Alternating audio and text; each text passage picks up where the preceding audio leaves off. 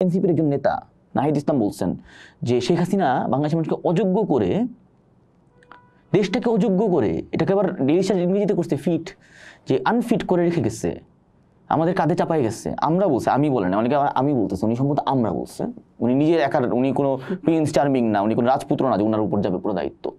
কিন্তু আপনি দেখবেন উনি বলছে যে ওই চাপাই দিয়ে গেছে আনফিট বাংলাদেশ। উনি কতখানি ফিট আমি জানি না, ফিজিক্যাল ফিটনেস নিয়ে কথা বলতে চাই না, কিন্তু ফিজিক্যাল ফিটনেসের বাইরেও আনফিট একটা জাতি কীভাবে শেখ হাসিনাকে ভাগাইলো এই যুদ্ধটা করে, এটাও একটা প্রশ্ন। এবং এই অ্যাজামশনটা কোত্থেকে আসে যে বাংলাদেশের লোকজন এইটা পারবে না, ওইটা পারবে না, বাংলাদেশের লোকজন ফিট না? বাংলাদেশের লোকজন খুবই ফিট। বাংলাদেশ একটা দেশ যেখানে ধরেন কিছু এথনিক মাইনরিটি ছাড়া বাকি সবাই হচ্ছে মানে বাংলাভাষী। এথনিক মাইনরিটিদেরকেও জোর করে বাংলা শিখায় ফেলানো হয়েছে।